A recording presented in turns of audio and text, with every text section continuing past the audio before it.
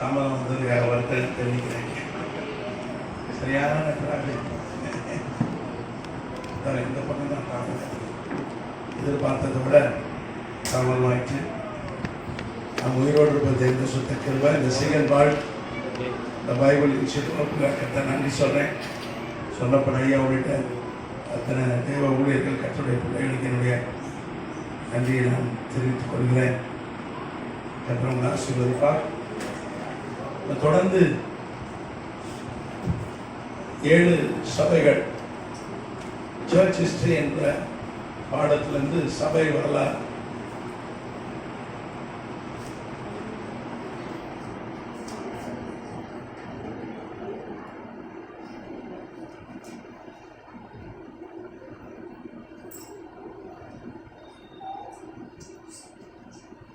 ஏழு சபை காலம் அப்படின்ற தலைப்பிலிருந்து எபேசு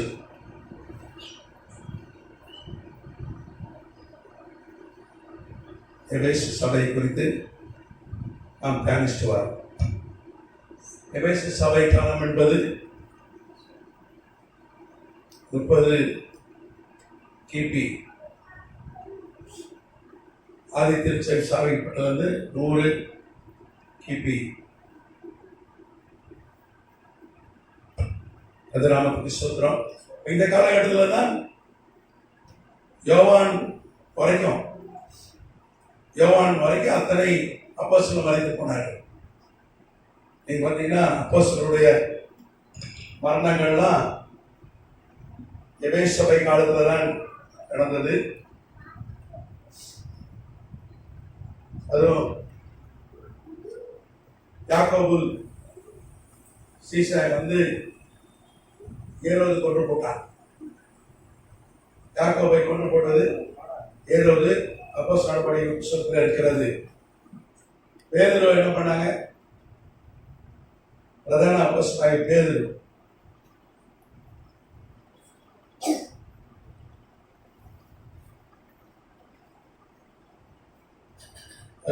கிபியில அவர் என்ன பண்ணாங்க? ரோம்ல தலைகீழா இருந்துட்டாங்க. சிறுவை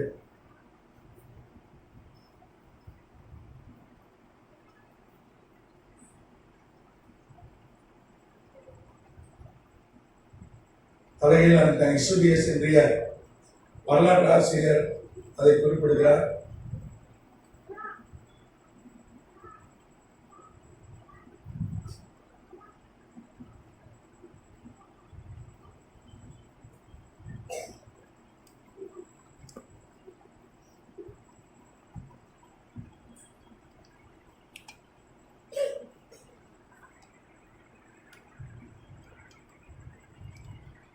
யாரால் கொல்லப்படுகிறான்? நீரோ என்கிற ரோம அரசர்.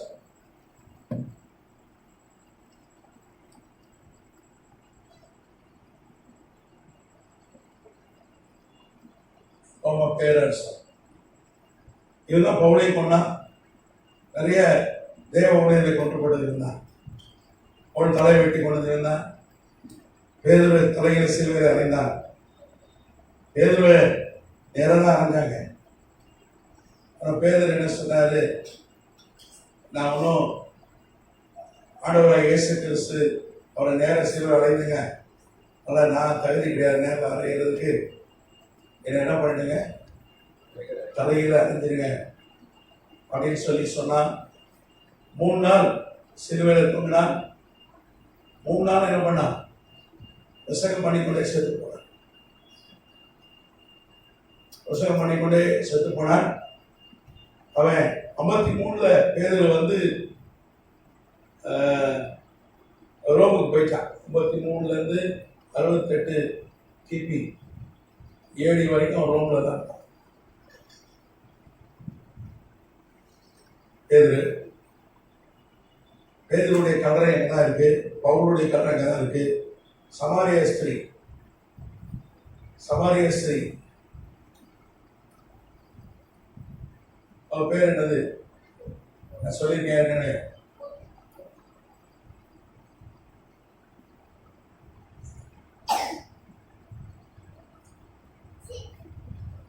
14 பேர். அவனும் இந்த காலகட்டத்தில் தான் ரோம்ல கொல்லப்பட்டான். ஆப்பிரிக்காவில் போய் கார்த்தேஜனி நகரில் ஊழியம் செய்தார். ரோம் வரைக்கும் வந்து 100 சபைக்கு மேலே சாதிச்சார். சமாரிய சிறையை பார்த்தீங்கன்னா அந்த ஊரில் ஒதுக்கப்பட்டவர். அவர் வேசி. அவர் கூட யாரும் பேச மாட்டாங்க. தண்ணி பிடிக்க வரும்போது கூட யாரும் வரல. கிராமங்களில் தனியாக தண்ணி குடம் தூக்கிட்டு யாரும் போக மாட்டாங்க.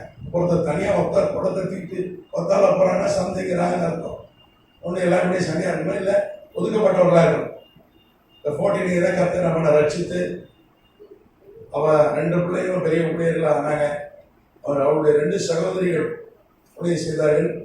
அவளை தோளெல்லாம் ஊற்றி ஒரு பாலங்கடலில் போட்டான் நீரோ. இந்த காலகட்டத்தில் தான், இந்த காலகட்டத்தில் பார்த்தீங்கன்னா ஏறக்குறைய எல்லா அப்போஸ்தலர்களும் பர்னபா கூட இந்த காலகட்டத்தில் படித்தான். பர்னபா, பவுல் இவ்வளோ பெரிய ஊழியம் செய்தவர்கள். பர்னபா குறித்து நம்ம ஏற்கனவே தியானிச்சிருக்கோம். பர்னபாவுடைய மரணத்தை குறித்து நம்ம தியானிச்சிருக்கோம் இல்லையா? சீப்ரா தீவுல பர்னபா கொல்லப்பட்டான்.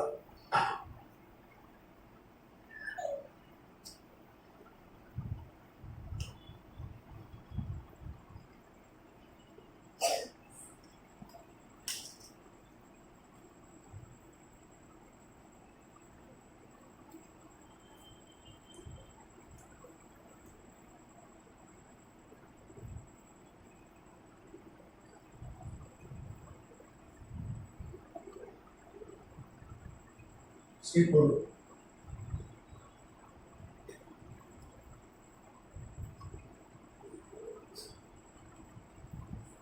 சைப்ரஸ் ஒரு நாடு இங்கதான் நம்முடைய கருத்து இருக்கு.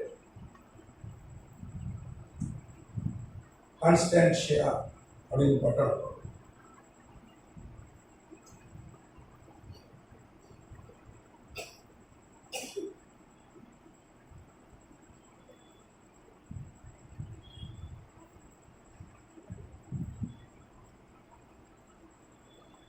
பர்னபா எப்படி கொல்லப்பட்டான்னா, எலிமா அப்படின்ற ஒரு பரியேஸ் என்கிற எலிமான் ஒரு கள்ள தீர்க்கதரிசி, ஒரு மந்திரவாதி இருந்தான். பவுலும் பர்னபாவும் அங்கே பாப்போ அப்படின்ற ஒரு பட்டணத்துக்கு போனாங்க. அங்கே ஒரு கவர்னர் இருக்கிறான், செர்கியூ பவுல். அவனுக்கு சுவிசேஷம் சொல்லும்போது இவங்க எதிர்த்து நின்னான். அப்போ ஆண்டவுடைய வல்லமை இறங்கி பவுல் சொன்னா, கண்ணு குருடாக கிடவுல கண்ணு தெரியாம போயிடுச்சு.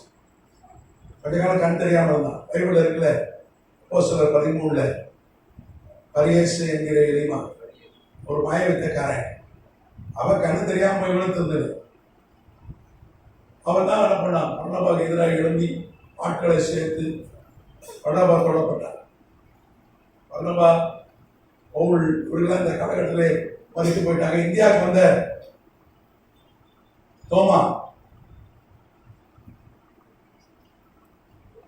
தாமஸ் 52 கிபில இதை கொண்டார்.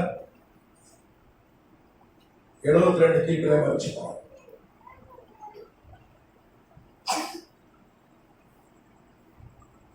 அவர் கொண்டது யாருன்னா மகாதேவ் அப்படின்னு ஒரு அரசர்.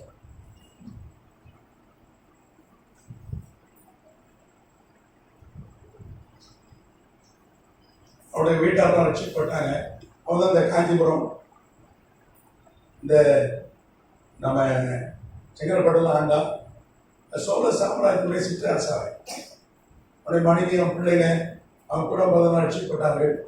அந்த கோபத்தில் என்ன பண்ணிட்டான், தோமா தெபிக்க போவார். இன்னைக்கு பார்த்தீங்கன்னா இஸ்ரேல் தேசம் மலைப்பாங்கான தேசம். அங்கே சமபூமி குறைவு, எங்கே பார்த்தாலும் மலையில் போய் தான் ஜோம் பண்ணுவோம். நீங்கள் பாருங்க, அரேபிய தேசம், இஸ்ரேல் தேசம் நிறைய மலைப்பாங்கான பகுதி, ஈரான் இதெல்லாம் வந்து மலைப்பாங்கான பகுதி. ஆனால் ஒரு நீண்ட ஜபம் பண்ணோம்னா அங்கே போயிடுவோம். நியரஸ்ட் மலை இது மயிலாப்பூரில் இருந்தான். மயிலாப்பூர்னா ஒரு சின்ன மீனவ கிராமம். சென்னை இவ்வளோ பெரிய பட்டணம் கிடையாது. சென்னைக்கு ஒரு 150 வருஷமாக தான் பெரிய பட்டணம். இன்னைக்கு பிரமாண்டம் பறந்து விரிந்து டிராஃபிக் இந்த முனையில் நான் முனை கிடைக்கிறதுக்கு 4 மணி நேரம் கூட ஆகுது. அந்த அளவுக்கு டிராஃபிக் ஆகிடுச்சு. அன்றைக்கி ஒரு சின்ன கிராமம். பூர்வ குடிமக்கள்லாம் 500 பேர் தான். நீ 2 கோடி பேருக்கு மேலே இருக்கான். சென்னை சுற்றியில் இருக்கிற பகுதியில். நான் அன்னைக்கு 500 பேர் தான். தோமா காலத்தில் அது கூட கிடையாது, சின்ன கிராமம் மயிலாப்பூர். அங்கே வரலாறு தோமா குறித்த வரலாற்று பதிவு மீன் பிடிச்சிக்கிட்டு அதில் வர்ற கொஞ்சம் வருமானத்தில் அப்படியே வாழ்ந்துட்டு அங்கங்கே போய் ஊழியம் செய்தான். தோமா இந்தியாவிலே பார்த்தீங்கன்னா 3 ராஜாக்களுக்கு ஞானஸ்நானம் இருந்தான். ஒன்று இந்தோ பார்த்திய சாம்ராஜ்யத்தின் பேரரசர்,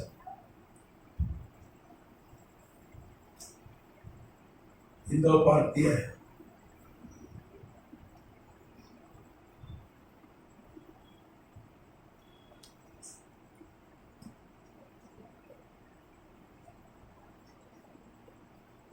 கொதபரஸ்,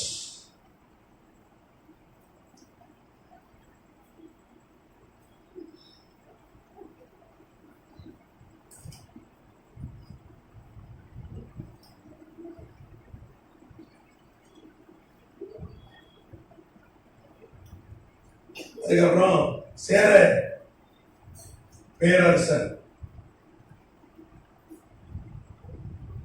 உதய சேரலாதன்,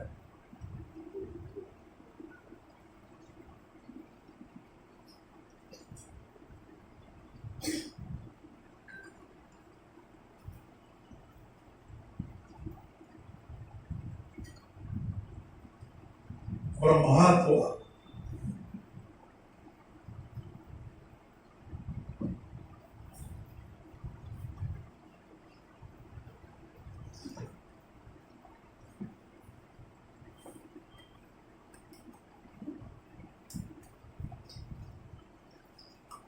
இவன் ஒரு அரசன் தான்.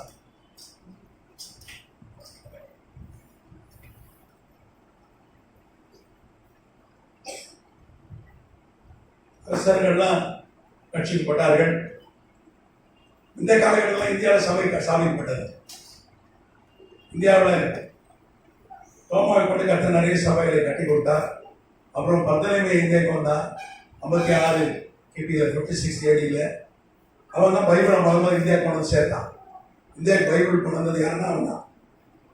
முதல் மத்திய எழுதின சுவிசேஷன் மராட்டி மொழியில் மொழிபெயர்த்து கொடுத்தான். கிரேக்க மொழியில் கொண்டு வந்த நூல் இன்னைக்கு இருக்கு பத்திரமா. அதில் நகர்கள்லாம் நீங்கள் கோவாவில் வச்சுருக்காங்க, இருக்கு, இன்னைக்கு பத்திரமா இருக்கு. அவன் இவர்களெல்லாம் சபைகள் கட்டினாங்க. இப்போ இந்தியாவில் சபைகள் சாபிப்படுத்த காலகட்டத்தில் தான். இன்னைக்கும் தோமா கட்ட ஒரு சர்ச்சு எங்க இருக்கு சொல்லுங்க பார்ப்போம். கேரளாவுக்கும் தமிழ்நாட்டுக்கும் பாடல்ல ஒரு ஊர் இருக்கு, திருவிதாங்கோடு. அங்க இருக்கு தோமா கட்ட சர்ச். இந்த சர்ச்சை போய் யாராவது பார்த்துருக்கீங்களா? தக்கலை தாண்டி யாராவது போய் பார்த்துருக்கீங்களா? கொஞ்சம் போய் பார்த்துட்டு வாங்க. ஏற்பாடு பண்ணிருக்கிற ஒரு டூர் போயிடலாம், ஒரு டூர் போயிடலாம். பைபிள் டூர் இந்தியாவுக்குள்ள தமிழ்நாடு. அது இந்தியாவுக்கே பைபிள் எங்கேருந்து கிடைத்ததுன்னா தரங்கம்பாடி தான். ஆனா அதை தாண்டி வேளாங்கண்ணிக்கு போறான். அங்க இருக்கிற காரணம் செஞ்சுவான், நம்ம நடந்தே போறான். ஆனா எங்கிருந்து நமக்கு சத்தியம் வந்தது? அங்க சீகன் பாலுக்கு பைபிள் காலேஜ் பேர் தான், உங்க தம்பி பேர் அந்த பாஸ்டரியா மகன் பேர் சீகன் பாலுக்கு என்கிற ஒரு ஜெர்மன் நாட்டு மிஷனரி. அவர் வந்து என்ன பண்ணார்? தமிழை கத்துக்கிட்டு, சாதாரண விஷயமா தமிழை கத்துக்கிட்டு அச்சியந்திரத்தை கப்பலில் கொண்டு வந்து எல்லா மொழியில, தமிழ் மாதிரி ஹிந்தி நிறைய மொழியில் என்ன பண்ணார்? தமிழை அங்கே அச்சடிச்சார். சாதாரண விஷயமா தூங்கினாரா இல்லை தெரியல மனுஷன். இப்போ வாயில சொன்னா செல்போன்ல டைப் ஆகுது, அந்த அளவுக்கு சாப்பிட்டு இருந்துச்சு. அன்னைக்கு அப்படி இல்லை, ஈயத்தில் காய்ச்சி ஒரு எழுத்தான பண்ணணும், செதுக்கணும். தூங்கியிருக்கவே மாட்டான் நினைக்கிறேன் அந்த ஊழியத்தை. இவ்வளோ தியாகம் பண்ணி ஊழியம் செய்ய கதிராமத்துக்கு அவருடைய கட்டுறாங்க தான் இருக்கு. இன்னைக்கு நம்ம தரங்கம்பாடி யாரும் போயிருக்கீங்க? ஒரு நாள் கூட போனது இல்லையா? ஐயா போயிருக்கேன், நீ போயிருக்கீங்க? தரங்கம்பாடி கூட போகலாம். தரங்கம்பாடி இந்த திருவிதாங்கோடு எல்லாம் போய் பார்த்துட்டு அதெல்லாம் விட்டுட்டு தேவையில்லாத இடத்துக்கு நம்ம போகலாம். எங்கேயாவது உப்பு வாயில போட்டு தண்ணி ஊத்துறான் கேட்டா, அவன் அங்கே போய் உப்பு வாயில போட்டு அவர் தண்ணி ஊத்துறாரு, எனக்கு சுகமாயிருந்துட்டான். அதை சுகமாயிருன்னு போறான். சில இடத்துல காதுல என்ன ஊத்துறான், கண்ணில் என்ன ஊத்துறான், அங்கே போறான். எனக்கு தெரிஞ்சு கண்ணு குருடான ஆளா இருக்கா, என்ன ஊத்து. அங்கே போனா கண்ணில் எண்ணெய் ஊற்றி காதில் எண்ணெய் ஊற்றி ஜெபிக்கிறான். ஒரு சிலர் சொல்றேன், எல்லாரும் இல்லை, ஒரு சிலர் நல்லா இருக்க கண்ணு கெட்டு போயிடும். ஐயா எட்ட சொல்றோம், வந்து வா கண்ணை காட்டு, கண்ணில் எண்ணெய் ஊற்றுனா காது வரணும், காதும் சூடாயிடுது, கண்ணும் உருட்டாயிடும். கெட்ட சாப்பிடும் எப்படி போவோம்? இது ஆண்டவரத்திய காது கூடியும் கண்ணு கூடியும் என்ன ஊற்றி சொல்றா ஏசுலாம் வந்து ஜோம் பண்ணுங்க தானே. சில இடங்கள்லாம் தகடு எடுக்க அவனை வச்சு அவனை எடுத்துடலாம். எனக்கு தெரிஞ்ச ஒரு பாஸ்டர் வேலை தான், ஒரு வீட்டுக்கு போயிருக்காரு, அங்கே ஓலை வீடு, அவரே தகடு வைப்பார், அவரே எடுப்பார்.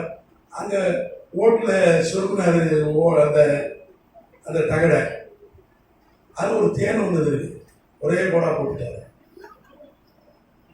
சரியான கருந்து அவர் கூப்பிட்டு அன்னைக்கு தான் வெளிப்படுச்சு. அது வரைக்கும் அவரே போவார், டக்குன்னு போட்டு வந்துடுவார். அதெல்லாம் தேவையில்லை. இயேசு நாமத்தை சொன்னோம்னா மந்திரவாதியா? நமக்கு என்ன சக்தி இருக்கு?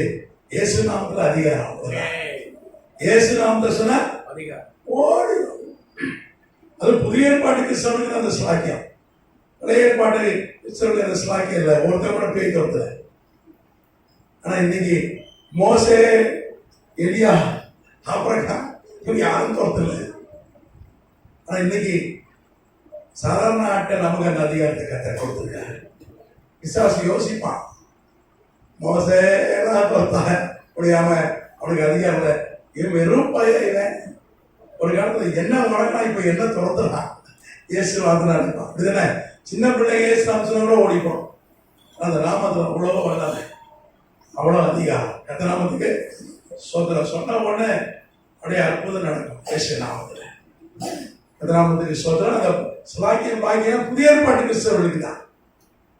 நம்மளாம் வந்து நேரா பரதீஸ் தான். பழைய ஏற்பாட்டு கிறிஸ்தவம் மறிச்சேங்க போனாங்க, பாதாளம் தான் போனாங்க. அப்புறம் பாதாளத்துக்கு போனார், அப்புறம் வழிக்கு போனார். நம்மளாம் 3வது வானம் பரதீஸ். கத்தோடைய வருகை தாமதிச்சு நீண்ட ஆயுசோடு வாழ்ந்து நம்ம ஓட்டத்தெல்லாம் முடிச்சு எல்லா நன்மையும் பார்த்துட்டு இந்த உலகத்துக்கு போகும்போது எங்க போவோம்? பரதீசுக்கு தான் போவோம். இன்னும் டைம் இருக்கு, பயப்படாது. நிறைய ஓட்டம் இருக்கு, செய்ய வேண்டிய காரியம் நிறைய இருக்கு. பிள்ளைகளை பார்க்க வேண்டியது இருக்கு, அடுத்த தலைமுறையெல்லாம் பார்க்க வேண்டியது இருக்கு. எத்தனாவதுக்கு சுதந்திரம். அப்ப இந்த காலகட்டத்தில் தான் எபேசு சபை காலம் ஒரு முக்கியமான சபையில ஒரு முக்கியமான காலம் சபை வரலாற்றுல. கதநாமத்துக்கு சுதந்திரம். இன்னைக்கு பாத்தீங்கன்னா இந்த காலகட்டத்தில் தான் அத்தனை அப்போஸ்தலரும் மரித்து போனார்கள். எல்லாரும் யோவானை தவிர்த்து எல்லாரும் ரத்த சாட்சியம் வச்சாங்க. யோவானை தவிர்த்து அத்தனை பேரும் ரத்த சாட்சியம் மறிச்சாங்க. அந்திரேயா பார்த்தீங்கன்னா, அந்திரேயா யாரு? பேதுருடைய சகோதரன். அந்திரேயா ஒரு சீசர் கேள்விப்பட்டீங்களா? அறிமுகம் பண்ணார். அவன் யோவான் சாணகனுக்கு சீசனா இருந்தா, பிற்பாடு என்ன பண்ணான்? இயேசுவை பின்பற்றினான். கதிராமத்துக்கு சோத்திரம். அவன் கிரேக்க நகரம், அவன் ஆண்ட்ரூ. ஆண்ட்ரூன்னு பேர் வச்சா இங்கிலீஷ்ல ஸ்டைலா இருக்கு. அந்திரேயனா அது கொஞ்சம் நல்லா இல்லை. இதுனே எனக்கு ஒரு நண்பர் ஒருத்தர் இருந்தார், அந்திரேயா. ஒரு பையன் கூட அவன் அந்திரேயன் போட மாட்டான். அந்த டீசன் ஒருத்தன் கத்திரி டீசன் பார்த்தாங்க. ஒரு பையனுக்கு இந்த அந்திரேயா பேரை கூட தெரியல, ஸ்டைலா ஜான்னு வச்சுக்கிட்டான். அந்திரேயா பார்த்தீங்கன்னா கிரேக்க நகர், கிரேக்க தேசத்துல கிரீஸ் நாட்டுல ஐரோப்பால பட்ராஸ் ஒரு பட்டணம் இருக்காங்க. அங்க ரத்த சாட்சியா அமைச்சான். ரோமர்கள் தான் அவனை கொண்டு போட்டாரு.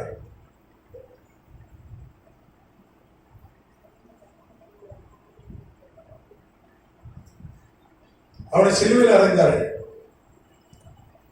60 கிபியில.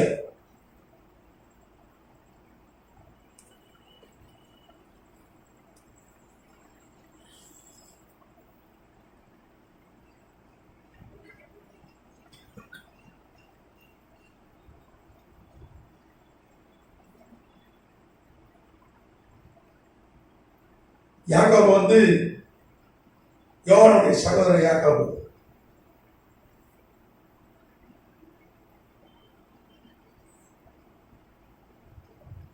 இங்கிலீஷ்ல ஜேம்ஸ்.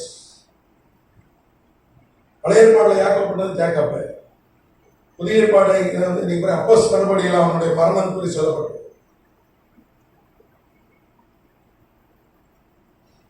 அவன் தலா வெட்டப்பட்டு கொல்லப்பட்டான். யார் அவனை கொண்டது? நீரோ. நான் மன்னிக்கிறேன், ஏரோ.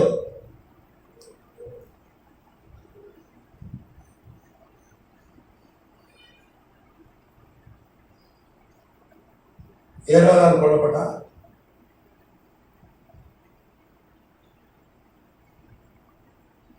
அவன் எப்ப கொல்லப்பட்டான்னா கிபி 41.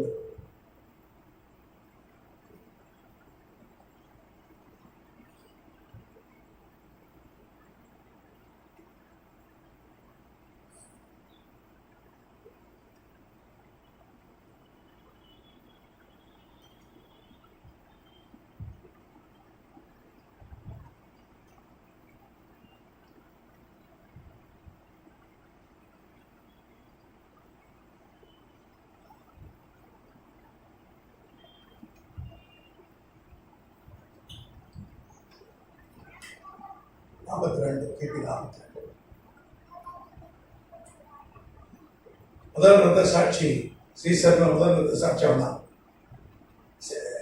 ஸ்தேவான் கொல்லப்பட்ட அவன் சீசன் கிடையாது, அப்போஸ்தலன் கிடையாது. அவன் ஆதி அப்போஸ்தலரை சபைக்கப்பட்ட போது கொஞ்சம் பேர் அந்த பந்தி விசாரிப்பு நியமித்தார்கள். அப்போ அவன் சுவிசேஷம் முடிந்து போனான். அவன் பவுலால் கொல்லப்பட்டான். சேவான் பவுல் நிறைய பேரை கொண்டிருக்கான். சேவான் மாத்திரம் இல்லை, பல பேரை கொண்டிருக்கான். பல பேரை ஜெயிலுக்கு போயிட்டுருக்கான். இன்னும் கொஞ்சம் பேர் கொள்றதுன்னு தான் நினைச்சிட்டு இருப்பான். அவன் கொண்டு அவன் தண்டனை கிடையாது, அவன் அரசு அதிகாரி, அதிகாரம் பெற்றவர். போலீஸ் என்கவுண்டரில் சுட்டுட்டு அவன் மேலே கேஸ் வராதுல்ல. அதே மாதிரி தான் எப்படி போலீஸுக்கு இப்போ உயர் அதிகாரிகளுக்கு அதிகாரம், ஒரு கலெக்டர் அளவு, ஒரு எஸ்பி அளவு அதிகாரிகள் பெரிய அதிகாரம் உண்டு, கமிஷனர். அந்த மாதிரி ஒரு பெரிய பதவியில் இருந்தவன் அவன் யாரான கொள்ளலாம் அப்படின்ற ஒரு அதிகாரம் பெற்றவனாக இருந்தான். நிறைய ஊழியை அதனால சொன்னா பாவியிலும் அவனதான் யாரும் அவங்களோட சேர மாட்டேன்டான். அப்படி சேர்க்கவே இல்லையா. 28 வயசுல ரட்சிக்கப்பட்டான். 36 வயசு வரைக்கும் ஒரு பையன் அவன் சேர்க்கல. அவன் டவுட் ஆகிட்டேன், நான் இன்னும் கொள்ளுவோம் போல இருக்கு, வெகு பக்கம் வந்திருக்கான் போல இருக்கு. யாருக்கும் நம்பிக்கை இல்லை. பர்ணபாவிட்ட தான் அவனை நம்பி தேடி போய் அவனை சேர்த்து கொண்டான். எத்தனாமத்துக்கு அவன் தான் மென்டர். பர்ணபாதான் உருவாக்கணும். பயங்கரமான ஆள், ஊழியர்கள் போடுறவன், சபையை வந்து அழித்தவன். கர்த்தர் அவனை ரட்சித்தார். அவனோட பொருளாதாரம் இன்னைக்கு நீங்க பார்க்கறது ரொம்ப கஷ்டம்.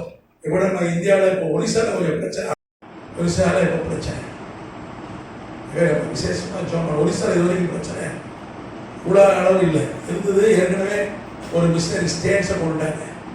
அது 1-2 ஆட்கள் அப்படின்னாங்க. இன்னைக்கு அரசாங்கமே இந்த ஒரு நீங்கள் பிஜேபி அரசாங்கம் வந்திருக்கு.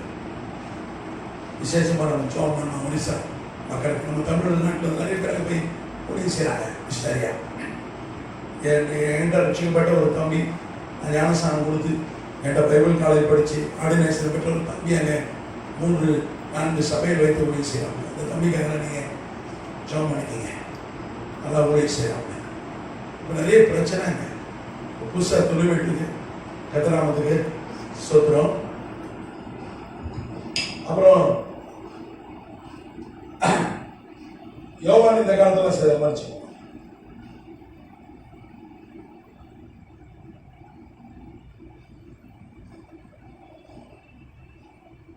யோவான் எபேசு பட்டணத்தில் மறைச்சார். இயற்கை மடம் தான்.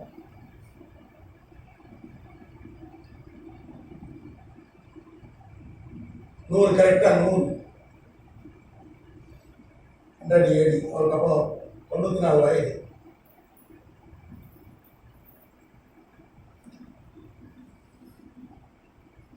ட்ரோஜன் என்கிற ரோம பேரரசன் உடைய ஒரு ஆணை, உத்தரவு ஆணை ஒன்று பெர்லின் ஸ்டேட் மியூசியத்தில் இருக்கு. யோவான் மரணத்தை குறித்ததான் ஆவணம். அவர் உத்தரவு போட்டார். யோவான் பெரிய ஊழியக்காரன். யோவான் மரிச்சிட்டாரு. அவரை வந்து நீங்க ரகசியமாக அடக்கம் பண்ணணும் உத்தரவு போட்டாங்க. கூட்டம் கூட்டக்கூடாது.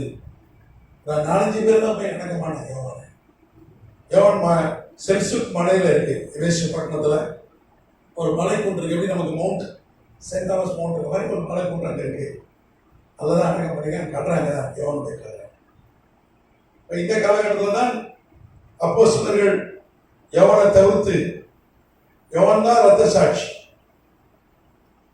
நிச்சயம்லாம் வந்து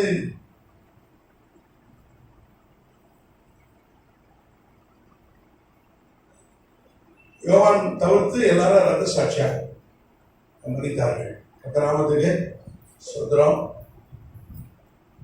அப்ப இந்த இயேசு சபை காலகட்டத்தில் அநேக பிலிப்புன்னு ஒரு சீசர் தான், தெரியுமா? பிலிப்புன்னு ஒரு சுவிசேஷகர் தான். பிலிப்புன்னு ஒரு சீசன். அவன் தான் என்ன சொன்னா, பிலிப்பு இதாவை நாங்கள் எங்களுக்கு காட்டுங்கன்னா சொன்னானா இல்லையா? பிலிப்பை கூட்டு வந்தது யாரு? ஆமா.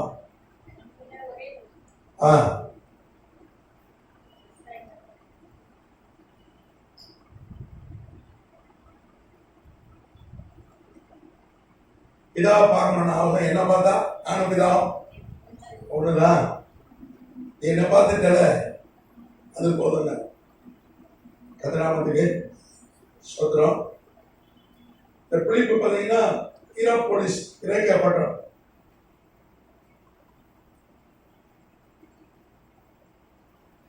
என்ன ஹீராபோலிஸ் துருக்கியில் இருக்கு. அன்னைக்கு அது கிரேக்க பட்டணம். அங்க மறைச்சு போனாங்க 80 கேபி.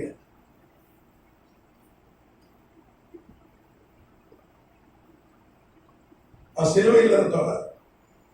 சிலுவை மரணம் தான் இது. ரத்த சாட்சி.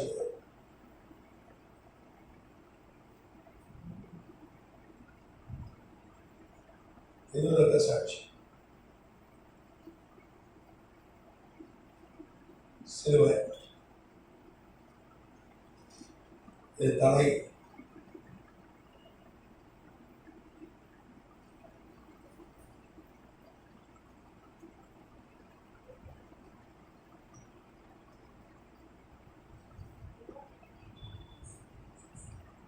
இது இயற்கை மரணம்.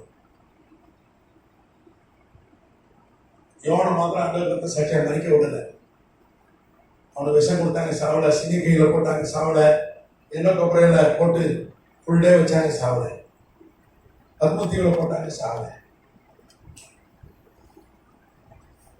பிலிப்பு கிபி AD 80 மறிச்சுப்பான்.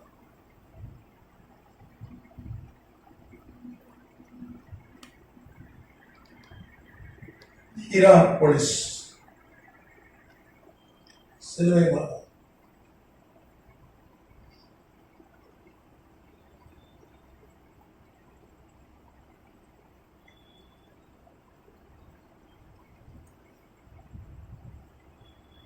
அது ஒரு கிரேக்க பட்டணம். என்னன்னு இன்னைக்கு துருக்கியில் இருக்கு.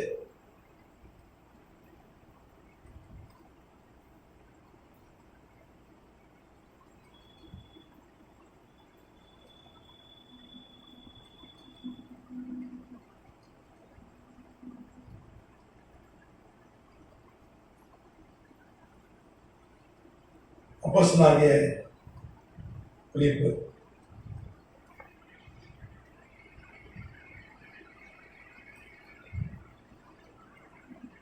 நினைச்சிடலாமா? எழுதிட்டீங்களா?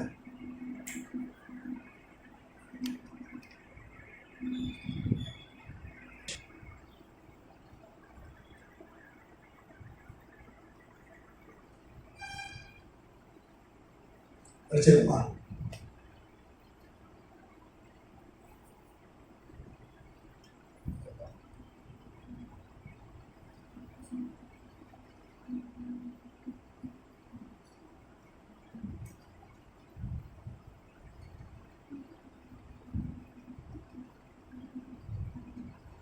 போராட்டிருக்கேன். எழுதுங்க.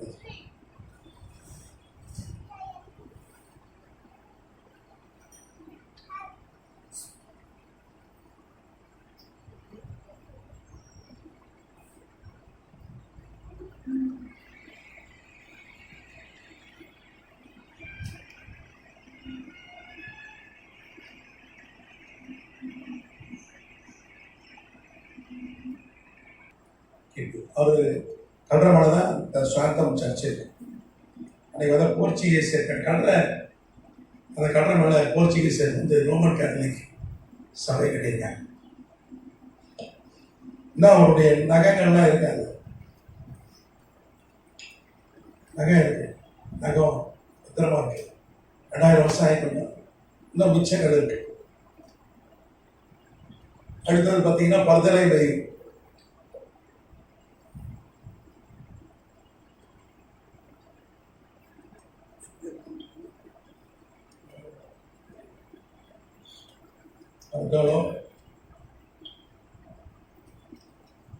நாத்தான்வேல்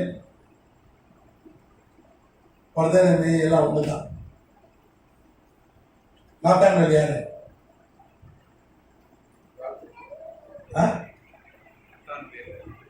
காணா ஒரு கல்யாண வீட்டுக்கு காணா ஒரு அற்புதம் நடந்த ஊடு சாங்க இதுதானே. அவங்க வீட்டில் தான் அற்புதம் நடந்துச்சு. 2004 அமெரிக்க தொல்லியல் துறை விஞ்ஞானிகள் வீடாக கண்டுபிடிச்சிருக்காங்க. வன மக்கள் பேர் செரின் ரெடியா. 600 லிட்டர் தண்ணீரை கத்தர் திராட்சை ரசமா மாத்தினார்.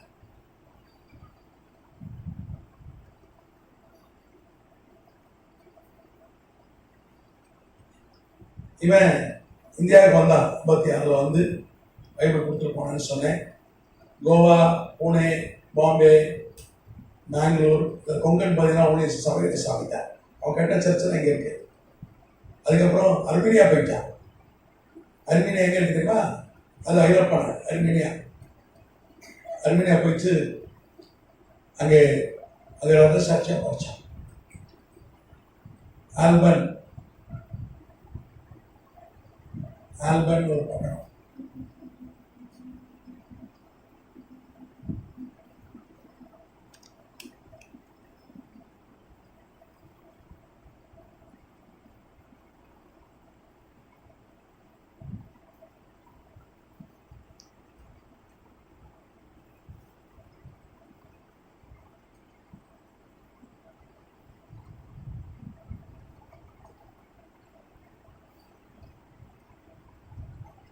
அவனை சிலுவையில் அரைஞ்சிட்டான் தலைகீழ.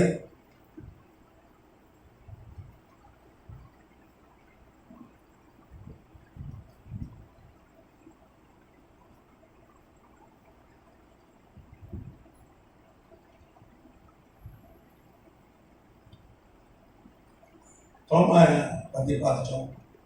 மத்தையின்னு ஒருத்தன் தான் ஒரு பெரிய டாக்ஸ் கலெக்ட் பண்ணுற ஆஃபீஸர். ஐயத்துறையில் தான் கத்தர் நம்மட அவனை பார்த்தீங்கன்னா பின்னாடி வேண்டாம் மெத்த படித்தவன். அவன் கூட ரத்த சாட்சியை தான் முடிச்சான்.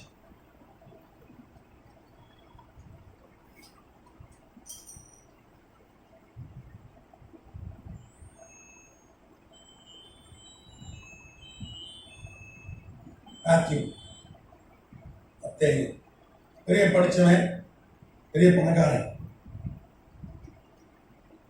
அவன் 60 கிபியில் ஏரியில்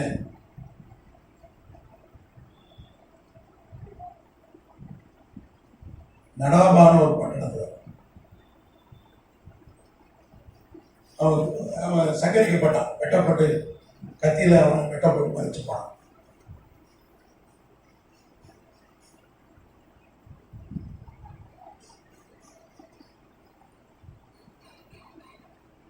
இந்த நடாபா எங்க இருக்கு? எத்தியோப்பியாவில் இருக்கு.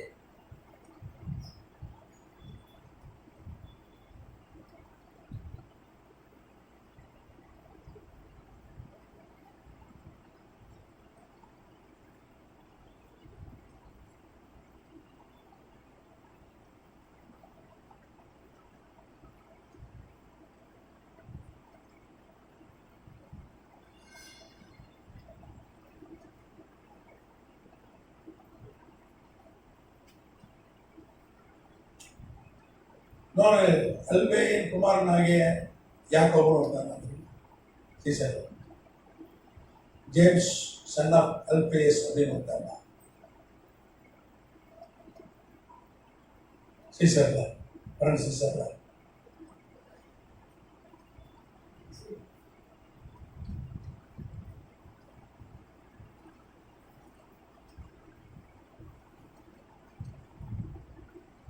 அவனுக்கு மாத்திரம் அப்பா பேர் சொல்லி தான் அடையணும். ஏன்னா அன்னைக்கு யாக்கோபுங்கிற பேர் வந்து பொதுவான பேர் அன்னைக்கு.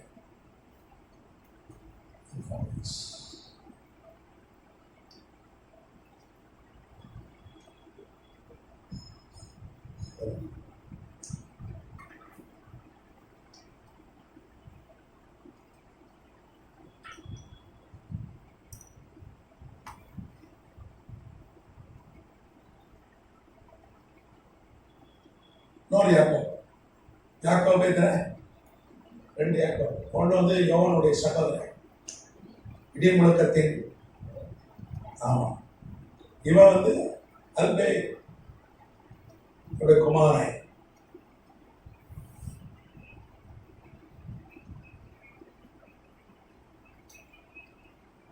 எகிப்தில் கொல்லப்பட்டான்.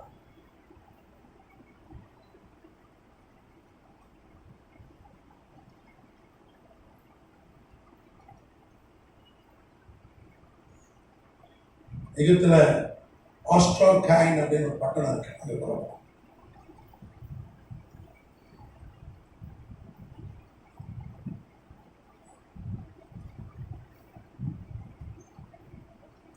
சிலுவை மரணம் தான். இவன் வந்து வாளால் வெட்டப்பட்டான்.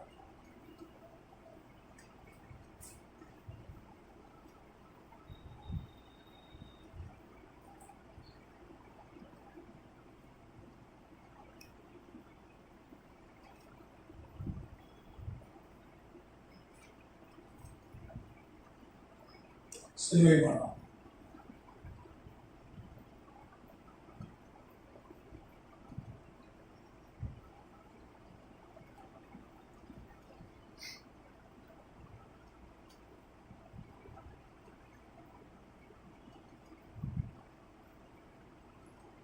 யூதான்னு ஒருத்தவங்க தெரியுமா?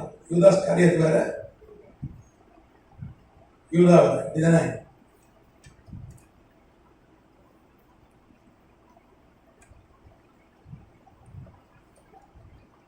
யூதா சீசன் உண்டு இல்ல,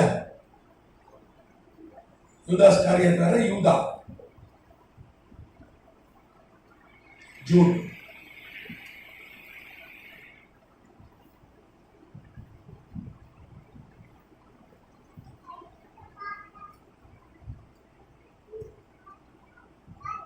வந்து கோடாரியால் வெட்டப்பட்டார்.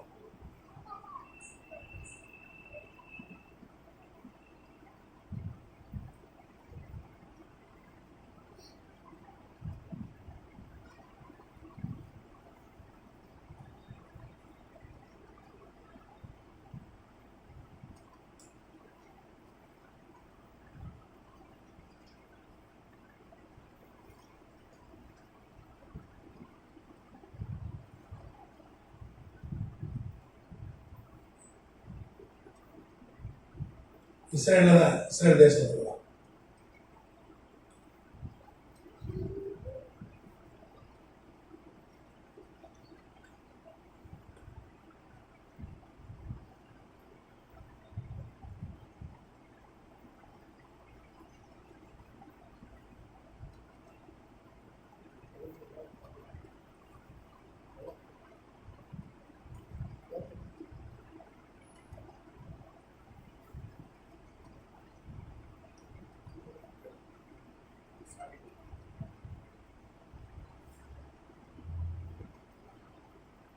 சீமோன் ஒன்றுண்டா,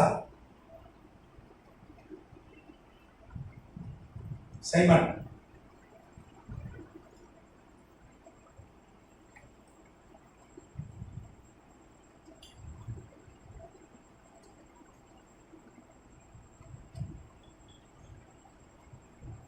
ஐபீரியா அப்படின்னு ஒரு பெர்சியா, இன்னைக்கு பெர்சியா, அன்னைக்கு ஐபீரியா, ஈரான்.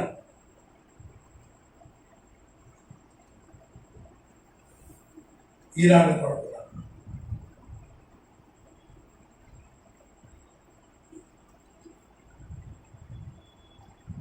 ஐபீரியா.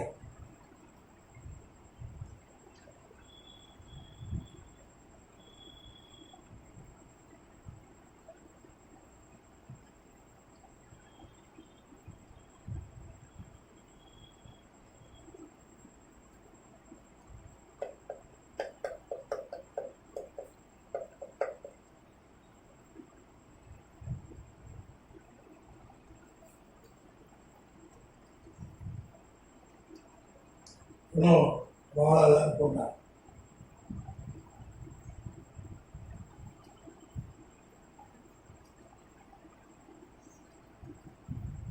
யூதாஸ்கார் இந்த வருஷம் போன தெரியுமா? ரெக்கார்ட் பண்ணி ஆண்டு கொண்டு சொன்னார். ஆனால் யூதாஸ்காருடைய மரணம் பழைய ஏற்பாட்டிலே முன்னறிவிக்கப்பட்டிருக்கிறது. அந்த முன்னறிவித்தல் யூதாஸ் ஒரே ஒரு சீசனுடைய மரணம் முன்னறிவிக்கப்பட்டிருக்கிறார். யாரு? பழைய ஏற்பாட்டில் யூதாஸ் நான் கொண்டு சொன்னார். சரி, அப்போ இந்த காலகட்டத்தில் தான் அநேக அப்போஸ்தலர்கள் சீசர்கள் ரத்த சாட்சி அமர்ச்சாங்க. இந்த நாமத்துக்கு சோதனம். உங்களுக்கு டைம் ஆயிடுச்சு. தொடர்ந்து இந்த இவை சபை வரலாறு ரொம்ப பெருசு. நிக்கலும் மதத்தை நான் வெறுக்கிட்டேன் அப்படின்ற நண்பர் அதானே வெளிப்படுத்துறேன். அதை குறித்து நான் நிக்கலோ மதம் நான் என்னன்னு பார்க்க போகிறோம். இப்போ ஏதாவது கேள்வி தான் கேள்வி கேள்வி இருக்கா?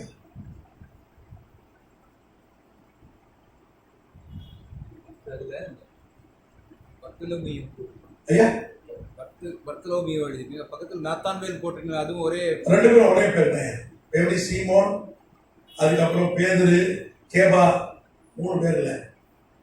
கேபா. ஆமாம், நாத்தான்வேலை தான் பர்தலேமியை கட்டர் மாற்றி எல்லாருக்கும் பேர் மாற்றிடுறாரு ஆண்டவர்.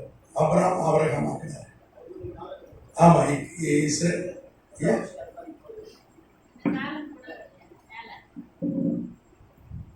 எந்த வருஷம் இறந்தாருன்னா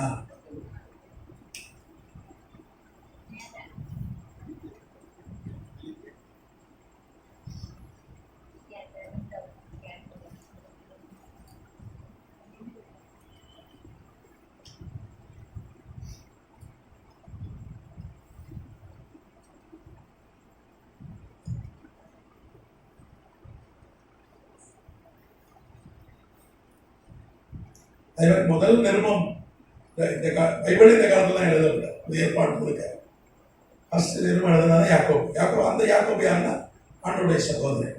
யாக்கோபே 3. யாக்கோபு யோவானுடைய அண்ணன், இன்னொரு யாக்கோபு ஆமாம் அல்பேயின் குமாரன், இன்னொரு யாக்கோபு வந்து ஆண்டவருடைய சகோதரன். அவங்க 2 பேரும் அப்போஸ்தலர்கள். இவனும் அப்போஸ்தலன் தான்.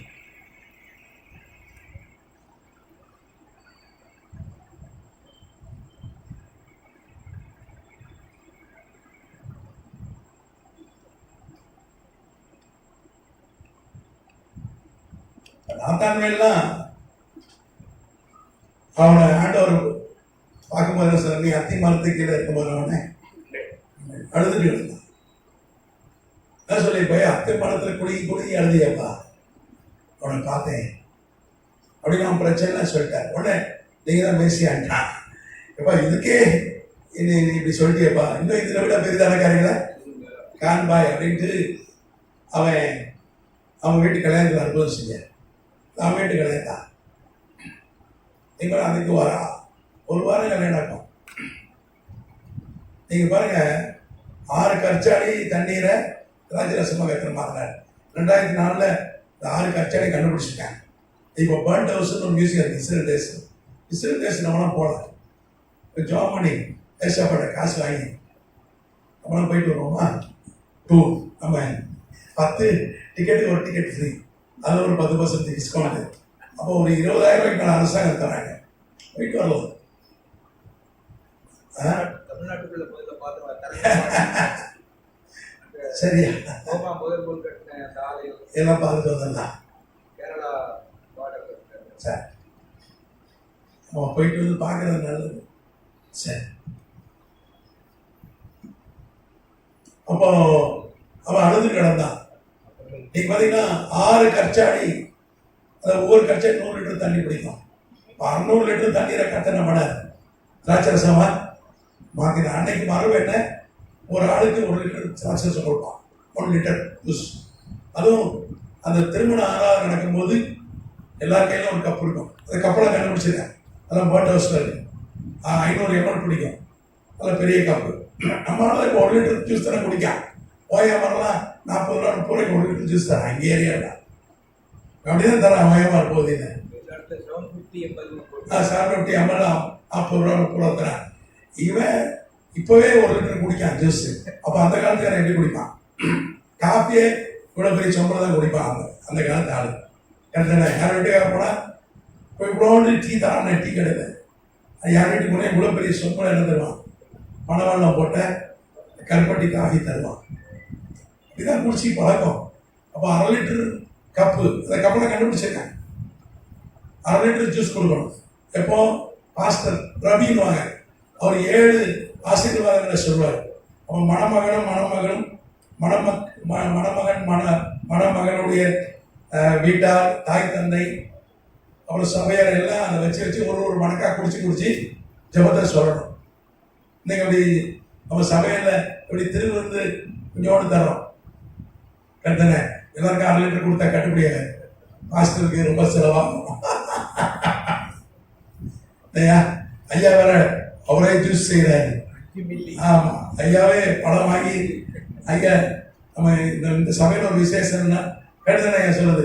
ஐயாவே ஜூஸ் தயாரிப்பாருனா மற்ற சபைகள் எங்கள் நாங்கள் தான் என்ன பண்ணுவோம், ஜூஸ் வாங்கிப்போம் கடையில்.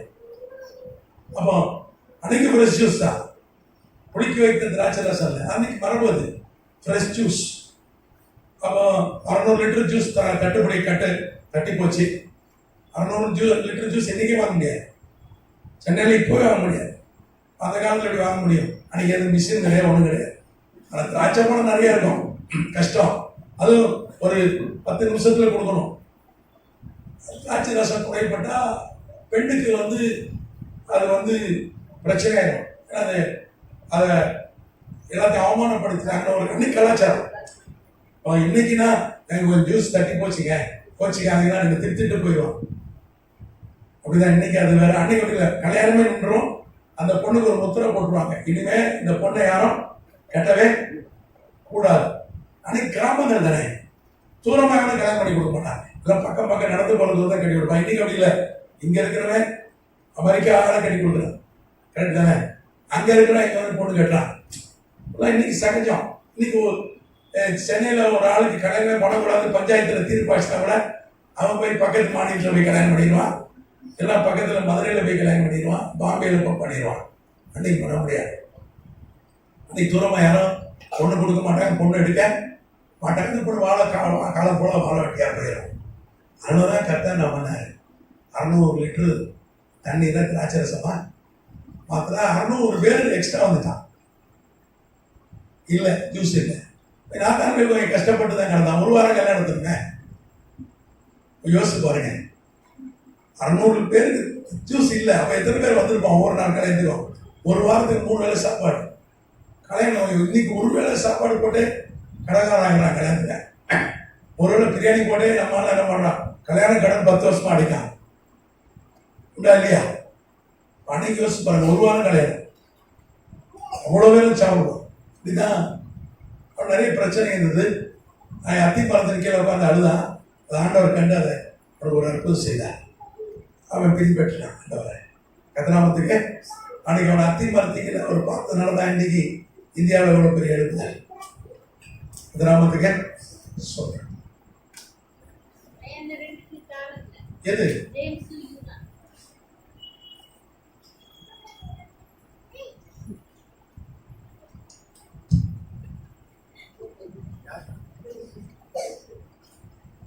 இந்த 67 கிபி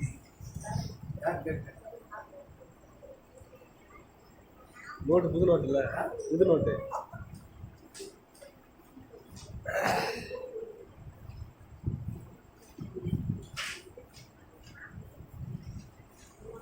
சரி,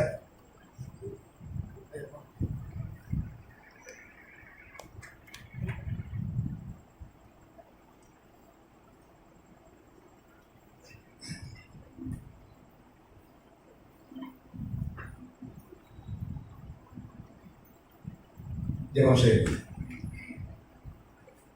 அன்புள்ள பரம தகப்பனே, மறுபடியும் ஒரு விஷயம் எங்களுடைய சமூகத்தில் நாங்கள் கூடி வந்து வேதத்தை கற்றுக்கொள்ள கொடுத்த கிருபைக்காக ஸ்தோத்திரம். ஆண்டவரே, இந்த ஒரு சில மணித்துளிகள் எங்களுக்கு மிகுந்த ஆசீர்வாதமாய் அந்த வேதத்தில் உள்ள மகத்துவங்களை காணும்படி மறுபடியும் எங்களுக்கு நீர் அருள் செய்தீர். எங்கள் கண்களை திறந்தீர். உங்களுடைய தாசனை கொண்டு அநேக காரியங்களை எங்களுக்கு விளங்க பண்ணினீர் என்று ஸ்தோத்திரிக்கிறோம். ஆண்டவரே, ஆதிகாலம் தொட்டு உடைய பசுத்தவான்கள், உங்களுடைய அப்போஸ்தலர்கள், உங்களுடைய தாசர்கள் எல்லாம் அநேகர் அத்தனை பேரும் இரத்த சாட்சிகளாய் மறித்ததை இன்றைக்கு நாங்கள் அதை நாங்கள் தெரிந்து கொண்டிருக்கிறோம். சபை வரலாறை குறித்து இன்னும் விரிவாக ஆராய்ச்சி செய்ய கொடுத்த இந்த வேலைக்காக உங்களை ஸ்தோத்திரிக்கிறோம். ஆண்டவரே, உங்களுடைய தாசர்கள் அன்று விதைத்த சிந்திய அந்த ரத்தம் ஆண்டு விதைகள் இன்றைக்கு ஆண்டவரே இந்த இந்தியாவிலும் தமிழ்நாட்டிலும் உங்களுடைய தாசனை அனுப்பி இரத்த சாட்சியை மறிக்க நீர் அனுமதித்தீர். ஆனால் நாங்கள் இன்றைக்கு உங்களுடைய வேதத்தை அறிந்து கொள்ள ஆண்டவரே உங்களுடைய தாசர்கள் மூலமாய் ஆண்டவரை அநேக ஆண்டவரே மிஷினரிகள் மூலமாய் ஆண்டவர் சீகன் பார்க் மூலமாய் தமிழ் வேதாகமத்தை இன்றைக்கு நாங்கள் கைகளில் பெற்றிருக்கிறோம். அவர்கள் அன்று செய்த தியாகத்தினாலே இன்றைக்கு நாங்கள் அதை மகிழ்ச்சியாய் நாங்கள் ஆண்டவரை உண்டு ரசிக்கிறோம். அதுக்காக ஸ்தோத்திரிக்கிறோம். ஆண்டவர் நீ செய்த அநேக அற்புதங்கள் அதிசயங்களை ஆண்டவர் விவரத்தை கூறும் பொழுது ஆண்டவர்கள் அது எங்களுக்கு கிரகிக்க முடியவில்லை. அவ்வளவு பெரிய அற்புதங்களை நீர் எளிதாய் செய்தீர். காணாமல் கல்யாணத்தில் செய்த அற்புதத்தை மறுபடியும் ஒரு விஷயம் நாங்கள் இன்றைக்கு ஆண்டவர் நினைவு கூற கர்த்தர் உதவி செய்து உங்கள் தாசனை கொண்டு பேசின ஆண்டவர் இந்த காரியங்களுக்காக ஸ்தோத்திரிக்கிறோம். எங்கள் வாழ்க்கையிலும் குறைவுகளை நிறைவாக்க இன்றைக்கு எங்களோடு கூட இருக்கிறது. ஆண்டவரே, காணாமல் கல்யாணத்திலே ஆண்டவரே அந்த திராட்சை ரசம் ஆண்டவரே 600 லிட்டர் திராட்சை தண்ணீரை ஒரே நொடிப்பொழுதிலே ஆண்டவர் ரசமாய் மாற்றினீர். ஆண்டவரே, அந்த திருமணத்தில் நாமத்தை மகிமைப்படுத்தினீர். ஆண்டவர் காணாவூர் கல்யாணத்தில் நீ செய்த முதலாவது அற்புதம் என்று விதத்தில் வாசிக்கிறோம். ஆண்டு நூற்றுக்கணக்கான மக்களுக்கு அன்றைக்கு ஆசீர்வாதமாய் அந்த அற்புதமாய் அதை நடத்தினக்காக ஸ்தோத்திரிக்கிறோம். எங்கள் வாழ்க்கையிலையும் அநேக குறைவுகள் இருக்கிறது. கர்த்தர் குறைவுகளை நிறைவாக்குகிறவர்களோடு இருக்கிறேன். ஆண்டவரை உமால் செய்யக்கூடாத அதிசயமான காரியம் ஒன்றும் இல்லை. எங்கள் வாழ்க்கையில ஒவ்வொருடைய வாழ்க்கையிலும் அநேக குறைவுகள் இருக்கிறது. இன்றைக்கும் இந்த வார்த்தைகளை கேட்கும் பாக்கியத்தை எங்கள் செவிகளுக்கு நீர் கொடுத்தீர். இன்றைக்கு நாங்கள் பாக்கியவான்கள் பாக்கியவர்கள். இந்த ஒரு சில மணி துளிகளை ஆண்டவரே உங்களுடைய அற்புதங்களின் நேரமாய் நாங்கள் காண்கிறோம். உங்களுடைய தாசனை நீர் நாங்கள் வெகு தூரத்திலிருந்து கொண்டு வந்து ஆண்டவரே உங்களுடைய வேதத்தை கற்றுக் கொடுக்கிற ஆண்டவரே அந்த ஊழியத்தை எங்கள் மத்தியிலே வாரந்தோறும் அவர் மிகுந்த பொறுமையோடு எங்களுக்கு சொல்லிக் கொடுக்கிறதை உங்களுடைய கண்கள் காண்கிறது. உங்களுடைய தாசனுக்கு கர்த்தர் கிருபை செய்கிறாக. அநேக ஆயிரங்களுக்கு வேதத்தை விவரித்து கூறுகிற ஆண்டவரே இந்த ஊழியத்தை இன்னும் அவர் அதிகமாக செய்ய அநேக ஆண்டவரே தமிழ்நாடு மட்டுமல்ல இந்தியாவின் பல பகுதிகளுக்கும் இன்னும் அயல் தேசங்களுக்கும் போக கர்த்தர் உங்களுடைய கொண்டு போக உங்களுடைய தாசனை பயன்படுத்தும். உங்களுடைய தாசனை கொண்டு செய்த ஆண்டவரே உங்களுடைய தாசன் மூலமாக ரட்சிக்கப்பட்ட ஒரு சகோதரனை ஆண்டவரே வட இந்தியாவிலே ஆண்டவரே ஒடிசாவிலே ஊழியம் செய்யும் பாக்கியத்தை கொடுத்திருக்கிறீர்கள். அவர் மூலமாக செய்கிற அநேக ஊழியங்களுக்காக அற்புத அடையாளங்களுக்காக ஸ்தோத்திரிக்கிறோம். இன்றைக்கும் இந்த இடத்துல இந்த ஊழியம் செய்ய இந்த ஆலயத்தை திறந்து கொடுத்த தாசனுக்காக பாஸ்டர் சொன்னப்பானுக்காக ஸ்தோத்திரிக்கிறோம். அவர்கள் குடும்பத்தை கர்த்தர் ஆசீர்வதிப்பீராக. வந்திருக்கிற ஒவ்வொருக்கும் இந்த கிருபை உண்டாவதாக. ஆண்டவரை நாங்கள் கற்றுக்கொள்வது ஆண்டவரே எங்கள் வாழ்க்கையிலே அது அனுபவமாகட்டும். உமக்காக ஆண்டவரே அநேக பசுத்தவான்கள் அப்போஸ்தலர்கள் அத்தனை பேரும் இரத்த சாட்சிகளாய் மரித்தார்கள். ஆனால் நாங்களோ ஆண்டவரே நல்ல தேக ஆரோக்கியத்தோடு சுகத்தோடு பலத்தோடு இருக்கிறோம்.